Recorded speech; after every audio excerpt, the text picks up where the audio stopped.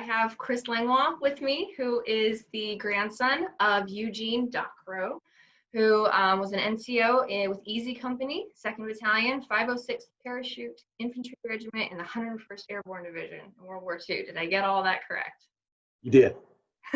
Fantastic. Well, thank you so much for speaking with me today. I know things have been pretty crazy, but I'm very excited to not only see you again, but have more time to spend with you, because we barely had any time last we met.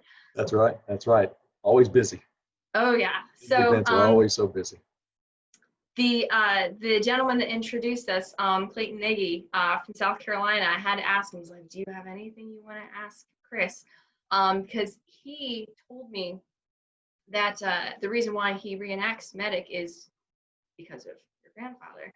And he was wondering how D-Day Conneaut got on your radar. I mean, you're currently in Texas right now, right? Yeah, I'm in Dallas. That's a pretty fair piece to come. So how did you hear about our event, and how did you wind up coming? But what's more amazing is how it took me so long to hear about your event, because last year was the first year I heard about it and came to that, and that was my first year. I'm sure I saw it on a Facebook group. I mean, the videos of the reenactment and all that stuff, I was blown away by the enormity and the realism. I was like, how did this not get on my radar all of these years? I can't believe it. And so that's really what got me interested. And like I said, the first year that I found about it, I was up there. And so you were there with doing signings of your book, correct?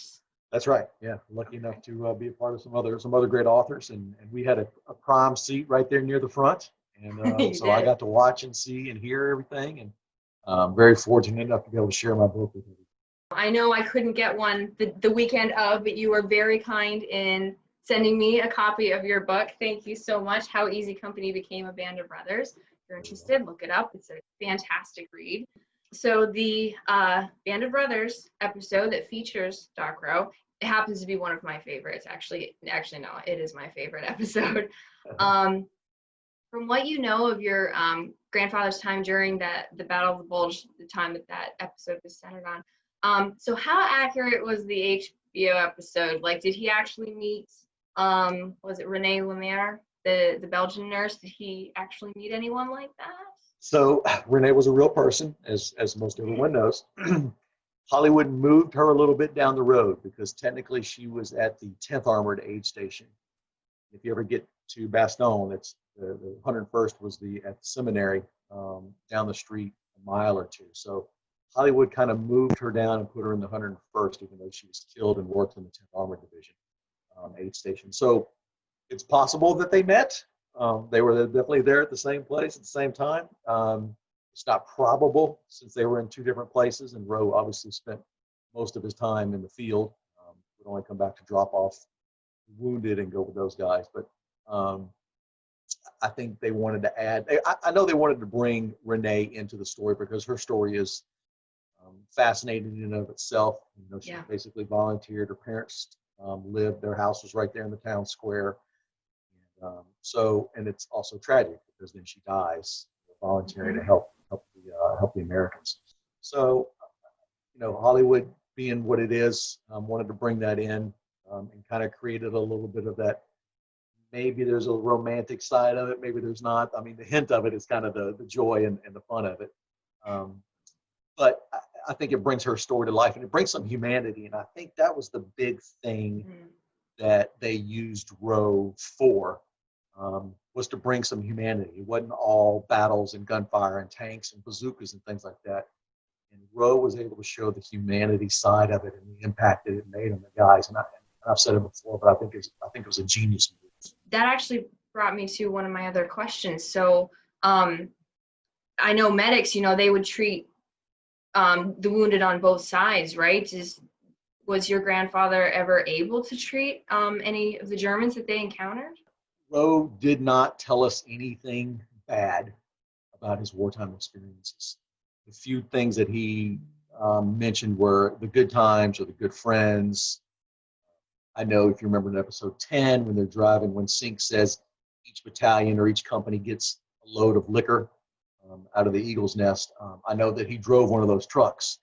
and drove it to deliver to one of the other companies. So that's the kind of stuff he talked about. We had no idea. We watched each episode on Sunday like everybody else and learned a lot about what Roe did and what they encountered, just like everybody else in the world. So I wish I knew. That would be a wonderful question, and I could add that to the millions that I'll never get to ask. Grandfather unfortunately passed before the series started, right? About 3 years, I believe. Yeah, he passed in December of '98. Okay. How do you think he would have felt watching Shane Taylor's portrayal of him? It's a good question. I don't know that I can't recall anybody ever asking me that. I think he would be like a lot of the guys. He would be very humbled and humble. I don't doubt that he would have said I was doing my job. I think he would have been very proud to be recognized. But I think he would have been, I was part of it and I did the best I could. But there was a lot of other guys who did more than me. I think that's the sentiment that he would have, especially talking to some of the other guys. When you talk to Malarkey, he never talks about himself. Talk to Garnier, he never talks about himself. He always talks about the guys around him. And I think he would have been the same way. I think he'd have said, I think he'd have talked about Spina and what Spina did to help him out. I think that's what you would have gotten about him. You wouldn't have gotten a lot about it, what he did himself. So something you just said about the fun times and remembering like the funnier aspects of what had happened. So I've heard a lot of stories about other military units that there's usually always one like prankster or kidder or a joker in the group. Was there someone like that in Easy Company that he remembers as the guy that was just always kidding or pranking other people? Not that a story that I remember him telling, and I never got to ask those questions because when the book came out in '92, I was a sophomore, junior in college, and your grandfather's World War II stories aren't of much interest when you're in college. And then not knowing the length of time, really, he was the only medic in Easy that made it from D-Day to Hitler's Eagle's Nest. And then I had no idea until the series came out that was how big of a role he played, and he was there the entire time. So I never got to ask those questions. I bet he would say Luz, like everybody else. Luz was the prankster and the jokester, and kept the guys in line. I'm sure he was around for plenty of Luz's escapades, shenanigans. My maternal grandfather, he was a Marine on Okinawa in World War II. He unfortunately passed when I was 1, so I don't remember anything about him, but my 3 older brothers do. And they always said that he always talked, when he would talk about it, it was always the lighter hearted moments, like what you're mentioning. And times when he got into trouble with the brass for pulling something stupid was generally what he would talk about, and then tell them to never do. So you said your grandfather did have funny stories. What are some of the ones that he would talk about? That big one was the one that always stuck out for me because when he drove the trucks, because then that is portrayed, talked about it in the series and the book. So that was always, you don't really say, what happened, and 70 years later, what can you believe and what you can't believe. But the fact that would be something that stuck out for him, because he did like to drink in the years after the war. So when I think back to that story, it probably was a cool story for him to be in charge of a truck full of alcohol to deliver to the guys. And yeah, I'm sure he had plenty of toasts to the end of the war after that with the boys, just enjoying that relief and that release of steam and pressure, finally enjoying the end of the war. In lead-in with what you had just said about after the war, how did he adjust to civilian life after his time in the service? So Roe, like many of the guys, drank and drank more than they should have. And I've never been afraid to say that. I know some people would be like, well, you don't want to talk about the fact that your grandfather drank a lot, and but the reality was, what else could the guys do? I I mean, that's the world they came back to. There's in Shifty Powers' book, if you get a chance to read, the one thing that really sticks out, has always stuck out at the very end, when Shifty comes home, like a lot of the men, was single, moved back in with his parents. And he said, how could I tell my parents what I had seen and what I had done? And he made a statement that has always stuck with me. He said, I longed to be back with my buddies in the war. And what a profound statement that you survive. You're back home, safe and sound, in the comfort of your parents' house, and yet you have this feeling that you would rather be back at war. So that's what those guys dealt with, and some of them dealt with it better than others. And so my grandfather drank, and I know it caused problems for his marriage. And I never really thought about PTSD with him until my mom made a comment, because Roe met my grandmother. She was a British girl, and he met her on the southern coast while they were training for D-Day. And he actually stood her up at the altar, because they were set to be married on June 6th. Needless to say, he did not show up to the church on June 6th. He was occupied. So a few years ago, my mom made the comment, so that they got married eventually when he came back, and then she moved to the States and everything like that. But my mom made a statement. She said, the man that my mother is not the same man who came home to America with her. And I think that was a profound statement. And then with the drinking, it really made it clear to me that he struggled. But on the flip side of that coin was, he built a life. He had his own business. He was in the construction business and the road building business his entire life. And raised, three kids who all went on to be successful. And so, the measure of a man is not when he falls down, it's when he gets up. And so I think my grandfather struggled with the war, especially being a medic who was there the entire time. So he saw all the guys that got hurt, all of them, from D-Day on. So I'm sure he carried that with him. Those visions don't leave the brain. No, they wouldn't leave mine. I could have never been a medic. But on the flip side, he came out. He lived a successful life, and so that's the testimony to that generation. They picked themselves up and come back and still build a life, even though they struggled. Some of them struggled more than others, but struggled with the realities of living with war every day. This is kind of a whimsical question. So I would assume the airborne is probably the branch that you're most familiar with, but let's just say, had you lived back then and had you served, would you be in the airborne, or which branch would you have liked to have been in? That's a good question. In high school, I thought I would join the Air Force because I wanted to fly. Okay. Jet plane. So, but then I chickened out, because I thought, if I don't get that, then I don't want to be doing something else. And so, because my dad was in the Air Force. But that's a good question. I'd like to think that I would want to be. Is it my job now? I've always been in a specialized unit with police, so that part appeals to me, and the airborne fits into that role. It's a specialized unit. It's a small percentage of the overall force. I would like to think that I would want to have been part of that. And Dick Winter said something years ago. He said, if I'm going to war, I want to be with the best. I want the guys on both sides to be motivated. And that's how I feel at work. I want to be on a specialized unit because I want people to volunteer to be in a position where they're motivated and go-getters. So I'd like to imagine that. I haven't yet to jump out of a plane. I haven't fulfilled that obligation in my mind. I will. That was another question of mine. Like, have you ever? I want to. It's on my to-do list. It's on my bucket list. Yeah, and what a scary thing, because think about how long air travel in general had been around, like a matter of decades, and now they're not only so advanced that they're using them to that capacity, but now people are jumping out of them. That's right. It must have seemed crazy at first when someone thought that was a good idea. I'm sure.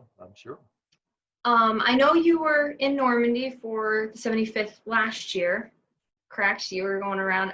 Was that your first year? going to the anniversaries in Normandy, or No, I was actually, the first time I went was for the 70th anniversary. 70th? Okay. Yeah, so I was lucky enough to go then, and but it's it's one of those places where if I went every year, it would never decrease its specialness. There's it's in Bastogne. I mean, all those places for me and for people like you, you could go there twice a year, and it would always be special. And there's always something new to learn. So many places to see, and so much history to learn, and stories to hear. So I've been lucky enough to go 3 times, Bastogne 2 or 3 times, and I'll go back every chance I can get away. That was me when I was there. Like, man, couldn't we have made the whole trip just this? Because Yes. I did not want to leave. It was way too short a time. Did Roe ever go back to Normandy or Europe in general? He never went. And he only went to a few of the reunions. He was just one of those guys that, life, or again, another question I don't know is, what was it, just life being busy, or was it a desire not to go back and some of those guys relive those moments? I know he went to one of the ones in Vegas because he went with Spina, so that was a big deal. Because we've got some pictures from that reunion where they were together, so that had to be special to be back with Spina. Hmm. But he didn't go to a lot of them like some of the guys. Looking back, kind of piggybacking on what you just said with like, was it just not enough time, or did he not want to go back to those places? So I have a question from Brandon Piplo, who's both of his grandfathers were in World War II, but they never saw action. So as someone who did see all the action that he did and had all those stories, I guess I was wondering, how did he convey them years later? I know you said he kept with the lighter hearted ones, but was it something that he was proud of that they accomplished, or was it always more of a sad time, like a necessary evil? All the stories that I have all came from my mom or my aunt and uncle, and so none directly to me. I don't doubt in the least bit that he was proud, not in the least bit. But I also feel that he was like so many of the other guys who saw combat, would not want to put that burden of those stories. He did, and I say that with it because I remember my aunt recently told me that he told a story about one of the guys who got like half his head shot off, and it could have been any of them, but I mean it could be Grant, who got shot toward the end of the war in the head by one of our own. But you know, just those guys, and most of us wouldn't. If you see that stuff, you wouldn't want to put that burden on your family. And so That's true. I think that was part of the reason, the majority of the reason, especially being the medic. When he was working, it's because things had gone bad for somebody. And so that's why I think to a large degree the stories that he told were only the happy ones. He wouldn't put that burden. Probably didn't want to think about it either. So that's why the funny stories and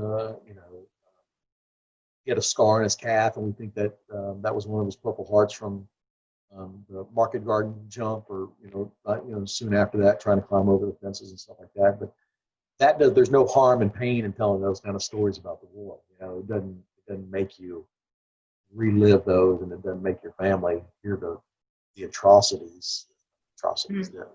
the horrible things that you see, especially as a medic.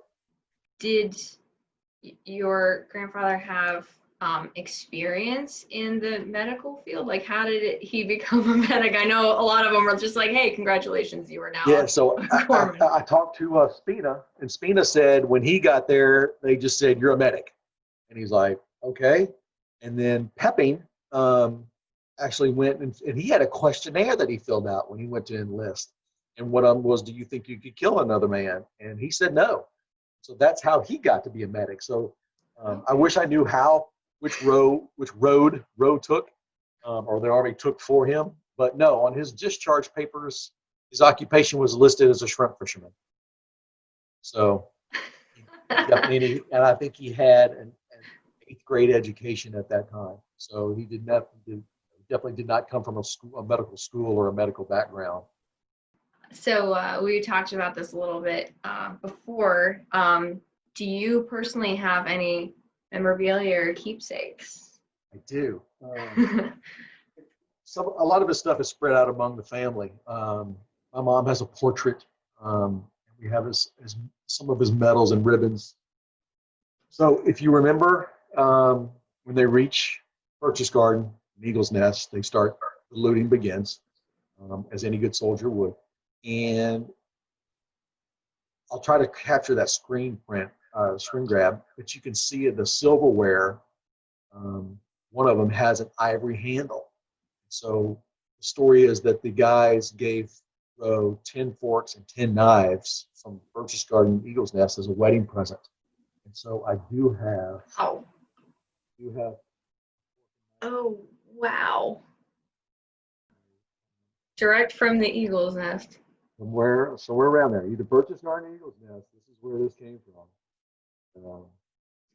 So there's a set at the incredible. USS Kidd in Baton Rouge at their museum. And then I've managed to keep a set around here, and I bring it to some of the events and things like that. But it's obviously very special. Yes. So that's a very cool piece. My grandmother had like 10 siblings, and so he brought the brothers back a bunch of rifles. So we don't have those, but the one thing I do wish he had was he brought back a pistol. I don't know if it was a Luger or a P-38 or something, but he brought it all the way back home, and his mother found it, and of course it had the swastika on it. She says, "I will not have anything Nazi in my house," and she threw that in the bayou. So, what? Yes. I mean, I can understand the sentiment, but what? Yes. Oh, I know. So that's just gut wrenching to think that that's buried in the sentiment somewhere. But that's the only loot that we have is really those 10 forks and knives, other than his ribbons and those things. But it's pretty cool. That's pretty special, for sure. What a story those things would tell if they could, like exactly. you use them. Yeah. Who touched them? What were they doing? Yeah, absolutely. So as I mentioned earlier, and I showed your book, so Rose Service must have had a profound impact on you. Like what age did you start getting really interested in that aspect and the history of World War II? The premiere of Band of Brothers. It was 2001 is when it all really started for me. So when the book came out in '92, like I said, my mom. I'll try to see, this is the only one I have. So right there is his autograph. So when the book came out in '92, of course, I flipped to the back, and on the original book in '92, Roe is mentioned on 3 pages. So I remember getting the book, looking at it, reading those 3 pages, and I remember, it's funny how you remember things, but I remember that sound of the book closing. And I handed it back to my mom, and I said, well, obviously he didn't do anything in the war. Because if he'd have done something, he'd have been on more than 3 pages, right? It's hard to be in World War II and only make it on 3 pages of the book. So I correlated 3 pages of the book with the fact that he didn't do anything in the war. And so for me, it was over. That was it. 1992, there's the book. Good job. And it was over in 5 minutes for me. So we knew that they were working on the film, but of course we had no idea the scope. And again, why would I care? Because he only was on 3 pages of the book, so he didn't do anything. And so when we got to Normandy, we found out about the premiere in Normandy late. And so we had to pay for our own way, which is fine. The family's all, HBO treated everybody. It was awesome. And the hotel was already booked up, so we had to get a separate hotel. We walked in the door to check in, and there was like 12 of us from the family. I mean, almost all of us went. And we said, we're here with the Rowe family to check in. And I remember the girl going, "Oh, you're going to love episode 6. It's all about your grandfather." And I was like, why would it be about my grandfather? He's on 3 pages. What do you? So, but then that was the chance to meet the actors. And of course, a lot of the actors were unknown guys. I mean, nobody knew who they were. And so, but I would meet an actor and I say, oh, hey, I'm Chris. I'm a grandson of Doc Rowe. And then, how people shake your hand, but it's hard to, they shake your hand. Instead of just shaking hands, they shake your hand. I was like, they're like, oh my gosh, your grandfather was a hero and your grandfather was an angel. And I was like, he's on 3 pages of the book. What are y'all talking about? But they had already done the research and they had talked to the veterans and they had heard Garnier talk and heard Don Malarkey talk. And so they knew more about my grandfather than I did. And so the fact that they called him an angel was something that the men had said. Men had said he was an angel. And in fact, one of the early scripts, episode 6, was titled Angels from Above. So the writers had taken what the men had said and incorporated that. And obviously it was changed to Stone, but so that's when it all changed for me, because that's when I really learned what he did and the impact that he had as a medic. When you don't think about the medics, if you have no experience, it's the shooters, it's the gunners, it's the tankers, it's the bomb droppers. Those are the guys that are out there making a difference. And until you really hear what somebody says about a medic, so I watched all the episodes like everybody else in the world, and it's like, oh my gosh, I have missed out. And now I have a million questions that I'll never get answered. That's where it all started for me. Because he was so humble. It was his job, right? That was his job. I'm going to have 2 more questions. I'm going to wrap things up in a little bit. But the first time, as I said, I was in Normandy was for the 75th anniversary last year. An amazing, amazing privilege to be able to go and experience that, especially over an anniversary. Like, it'd be amazing to go at any time, but to be there when everyone else is there, and it was unbelievable. But it must give you an amazing sense of pride for what Rowe did when the general populace of the entire Normandy area shows so much love and gratitude and appreciation for what those Americans did over 7 decades ago, and how much they're still grateful to us for just being Americans. How much it must have meant to them. What a living hell they must have been in for all of those years. And then, because I was thinking about this just recently, the majority of people that lived back then, they're no longer alive. So they must have impressed upon their children and their children's children for them to feel the same exact way. And that's incredible to me, because it seemed like it was happened 5 years ago. That's how much it was still touching people. But yeah, he must be really proud to know that he was one of the ones that helped bring that about. Absolutely. And like you say, of course it's always different for them because they live in the history, right? There's still the ruins of some of these buildings. There's still pot marks in the concrete in the sides of these people's houses where the bullets hit. They passed by the signs and the memorials and everything, and they were occupied. That's the other big thing. They were occupied. We have not been occupied, since 1775 when with the British, and so we don't see it the same way they do, and it's very personal when you've been occupied. But you're right; they do a fantastic job of imparting to next generations the importance of it. And sometimes, and we've been over there, and you've seen it. Sometimes they're more American than we are, which is fantastic because they remember the sacrifices that were done on their behalf. And many of my friends that had been over there before, they told me that that's how it was going to be. But until you experience it, it was every single person, everyone was like that. I think that's what shocked me the most. Every one of them that I met, because when I was over there, I was in uniform, right? And so 90% of the people who are reenactors over there, they're all French. Right, that's right. So when a person realized that I was an American, in an American uniform, they just went crazy, and it blew my mind. It's very surreal to go to another country and have them portray Americans. Yes. They're not portraying their own country's uniforms and flags. That's our flag. That's our uniform that they're wearing. Yes, Powerful, very exactly. powerful. Even in a different part of the country is not like that. But oh, for sure it is right there. And you won't forget it either. That's right. So lastly, was there anything about Roe or about what you knew of him that the show didn't quite cover that you would want people to know? Man, that's a good question. The short answer is no.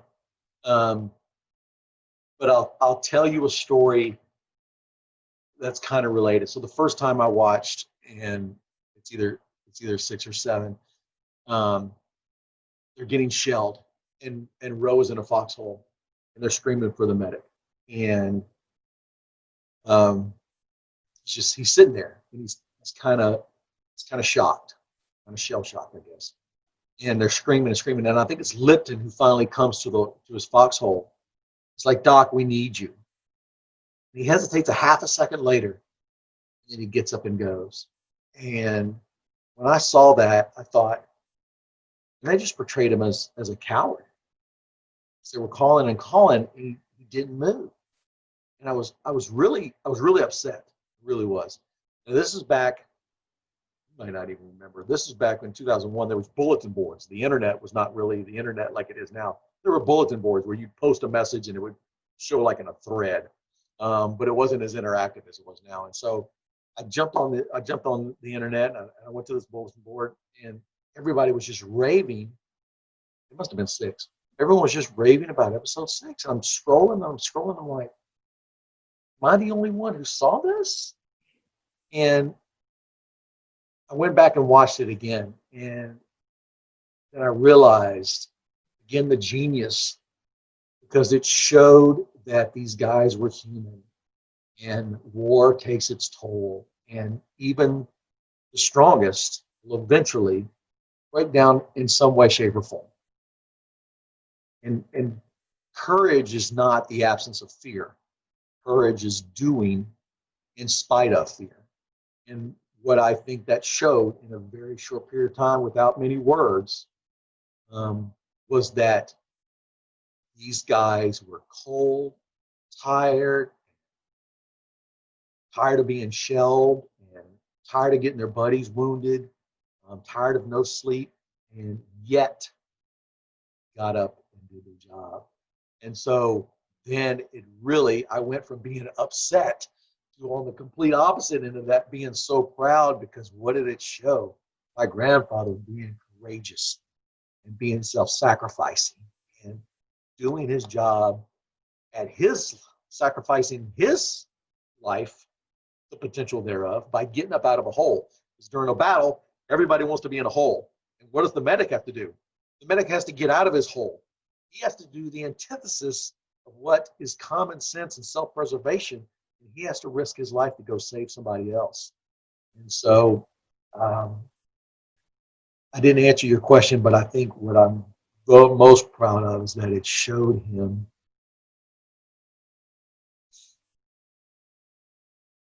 being a hero. That's what I'm proud of. Yeah, it did.